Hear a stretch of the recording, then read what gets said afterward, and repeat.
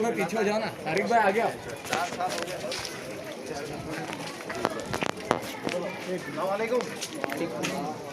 आदियों से इस्तेकबाल किया जाए भाई।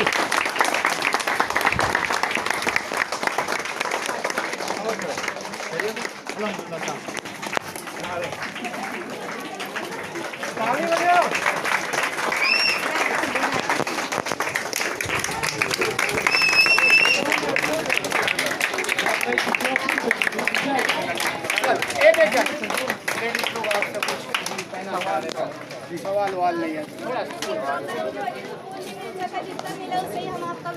अल्लाह का शुक्र है, आपकी दुआएं हैं और अल्लाह सबको खुश रखे, आफियत का मामला फरमाए। आमीन आमीन। आपकी नमाजें, रोजे, ज़कातें, तिलावतें, सदका सबको कबूल फरमाए। आमीन।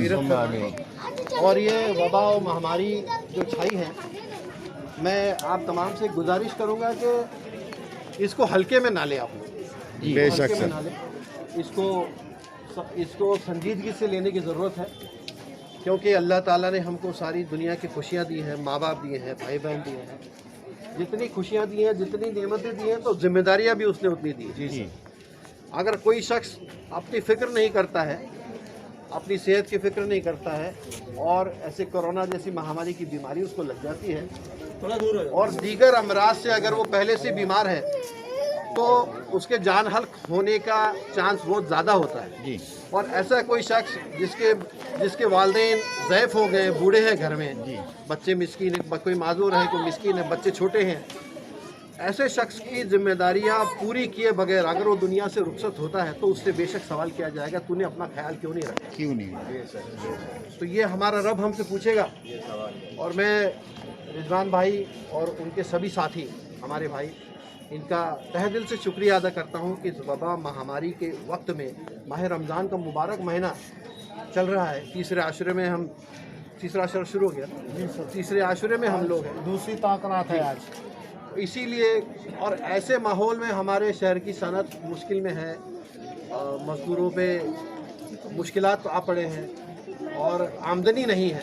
ऐसे हालात में हमारे भाइयों को खाना खिलाना, किसी का पेट भरना और किसी के साथ खुलूस से पेश आना, ये बहुत अच्छी बात है, ये खिदमत खल्क है।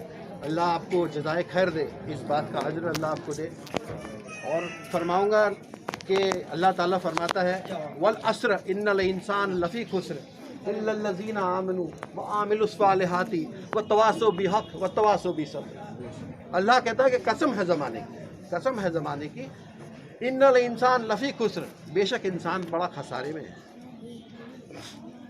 इल्लल्लज़ीना आमनू, लेकिन वो लोग नहीं जो अपने आप पर ईमान लाए, वो आमिलुस सालिहाती, जिन्हें सालेह अमाल किए, अच्छे काम किए, वो तवासो बेहक़, वो हक़ पे रहे, वो तवासो बिसब्र, और जिन्होंने सब्र का काम किया। इन्नल्लाह मा साबिरीन। आपको माह रमज़ान की पुरखुलूस मुबारक। शुक्रिया। जैसे हम लोग ये लॉकडाउन की वजह से बहुत ज़्यादा परेशान हैं। जी हाँ जी। हमारा घर भी छोटा है, कोई बाहर से रहता है, इतना छोटा होता है कि 8-10 लोग रह नहीं सकते। हमारे बच्चे, हमारे शौहर लोग उनकी वजह से बाहर निकलते हैं। लॉकडाउन, ये गर्मी बहुत ज़्यादा परेशानी है, हम लोग के हालात बहुत ज़्यादा ख़राब है, हम अपनी मजबूरी से यहाँ पर आगे खड़े हुए हैं। तो फिर क्या किया गया? नहीं, हम ये रिजवान भाई खाना पका कर देते हैं खाने के लिए, उसके अलावा और भी तो ज़रूरत रहती है घर में। फिर 8-10 बच्चों को लेकर छोटे से मकान में रहना और उससे खाना पीना, पैसा, हर चीज़ से तो इंसान परेशान है अभी लॉकडाउन में। इसके लिए सर आप बोलना क्या चाहते हो, बताइए क्या कर सकते हैं? गुजारिश क्या बोलना चाहते हैं? खाने के अलावा और भी तो ज़रूरत रहती है ना घर में, वो सब ज़रूरतें पूरी कैसे होगी लॉकडाउन में? सब बंद है अभी। लॉकडाउन उठा दिया जाए, ऐसा कहना नहीं ना, लॉकडाउन उठा दिया जाए, अभी काम धंधा सभी बंद है, तो फिर वो बोलने का मतलब। एक बात आपको बोलूँ मैं, रमज़ान का महीना है, अल्लाह बंदों को मायूस नहीं करेगा, मैं उस पर भरोसा रखता हूँ, वो बंदों को मायूस नहीं करेगा और अपने ईमान पे हम लोग कायम हैं। अल-यौमा अकमलतु लकुम दीनकुम व अतममतु अलैकुम निअमती व रज़ीतु लकुमुल इस्लाम दीन। आप दीन में पैदा हो, अल्लाह आपसे पहले से राज़ी है, आपके तक़वे और परहेज़गारी को आज़माया जा रहा है। हज़रत इब्राहीम अलैहिस्सलाम का इम्तिहान हुआ, हज़रत मूसा अलैहिस्सलाम का इम्तिहान हुआ, कितने इम्तिहानात हमारे नबियों के हुए, तो हम क्या चीज़ है, ये भी इम्तिहान है, इसको सब्र से लीजिए। अल्लाह आपको सब देंगे तो और हम आगे लोग बढ़ तो साथ में ही जाएंगे, आते हैं है ना? हमेशा, बिल्कुल जो बिल्कुल। भूखे मरने से बच गया रिजवान भाई जो करे वो अच्छा किए हैं। ऐसे ही बाकी काम और करते तो रहिए। आप लोग बड़े लोग और साथ दे दें इंशाल्लाह। तो जो भी आए आगे वो भी और हो जाएंगे अच्छे। बेचारे बहुत रो रहे हैं, बाल बच्चे घर में रो रहे हैं। जैसे ये रिजवान भाई जो काम कर रहे हैं और महल्लों में होने लगेगा तो और महल्ले के लोग यहाँ खाना लेने नहीं आएंगे, ऐसा करेंगे इंशाल्लाह, जरूर करेंगे। है ना? थोड़ी आप लोग का जैसे वो रहे कि इंसान मदद रहेगी तो सबको मिलेगा खाना। जो रो रहे रमजान पूरे से आ रहे हैं, उधर से आ रहे हैं, नहीं पूरा पढ़ पा रहे वो, तो आप लोग साथ देंगे तो वो उनके भी महल्ले में पहुँचने लग जाएगा, करेंगे, जरूर करेंगे। है ना? जी बोलिए। We want you arise Rizwan Bhettiwala's voice to Maharashtra government. In this situation, people died from coronavirus, but in this situation and condition, 40% people died from hungerism deadly. Means they were died from bhukmari. I want you solve this problem. This is a very bad inspiration in our community today. Now in the days, it is a contagious disease. I also tell you this lockdown is very sacrificial for us. It is not well background. मतलब इसे आप हटाए ना, लेकिन but फिर भी आप जो है रिजवान बैठीवाला सर की वॉइस जो है, वो आवाज़ जो उन्होंने कदम उठाया वो महाराष्ट्र गवर्नमेंट तक पहुंचाए। ये वक्त ऐसा है जिसमें 60% लोग अगर कोरोना वायरस से मर रहे हैं तो 40% लोग ऐसे भी हैं जो भूखमरी और मुख्तलिफ जातों से मर जा रहे हैं। So you want, I want, these people want you raise our voice to Maharashtra government. I mean the Chief Minister Uddhav Thackeray sir. Definitely. Thank you. Thank you.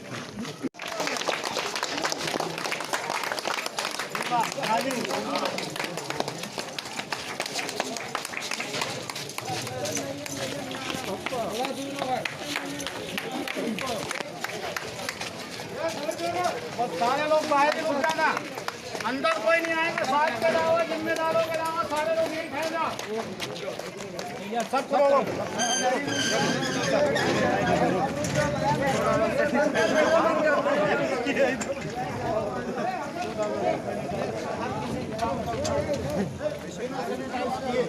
अंदर नहीं लाया। मेरे साहब को करिए, मेरे साहब बहुत अजीज है, मेरे साहब बहुत अजीज है।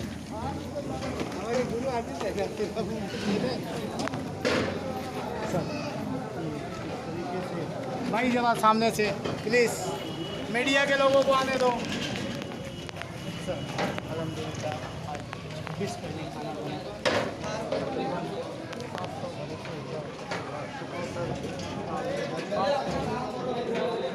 दूर दूर लोग से लोग आ गए और रोज़ा रख के आ रहे हैं। तो मैं आप कई रईसों को बता दूँगा कि आप देख के हिल जाएंगे। 3 किलोमीटर दूर से थोड़े से अनाज हम लोग एक छोटी सी कोशिश कर रहे हैं कि अल्लाह ताला किसी भी तरीके से सरकार ने जो लॉकडाउन किया है उसका पालन भी हो और लोगों की ज़रूरत भी पूरी हो जाए। और हमारे पुलिस कर्मचारी, डॉक्टर, अधिकारी, इन सब लोगों का इस्तेमाल भी हो।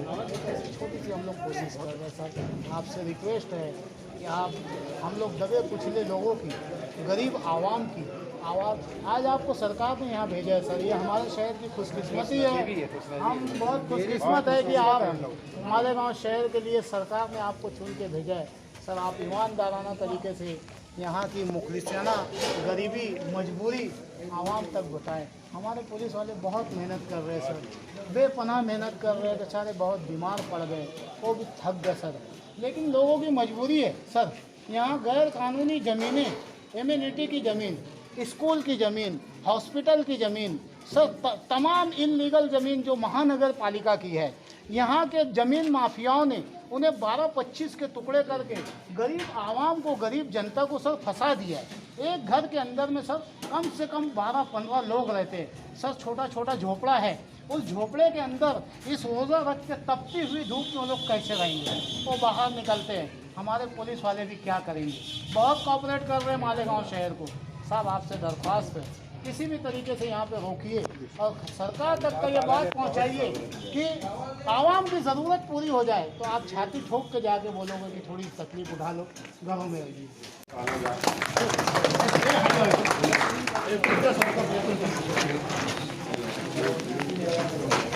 पूरा सैनिटाइज़र होता है सर, हर चीज़ को सैनिटाइज किया जाता है। बच्चे हाथ में प्लास्टिक पंगे नहीं है सर, मेरे तो प्लास्टिक पहन लेते हैं सर। प्लास्टिक पहनने के बाद तो मीडिया तुम हरियाओ इस तरीके से बाहर हो जाओ, मीडिया को खड़े रहें लोग इस तरीके से। टिम्बर का साहब ऐसे वेज पुलाव बना रहे सर, इससे डबल दे रहे थे, मजबूरी ऐसा चलना पड़ा क्योंकि इतने लोग आ रहे हैं ना सर, और होने लग जाते हैं तो हम लोग उसमें परेशान हो जाते हैं कि क्या करें। तो थोड़ा सा क्वान्टिटी कम करके लोग जितने आ रहे हैं यही खिदमत है, दूसरा क्या कर सकता है। आइए सर, यही इबादत है।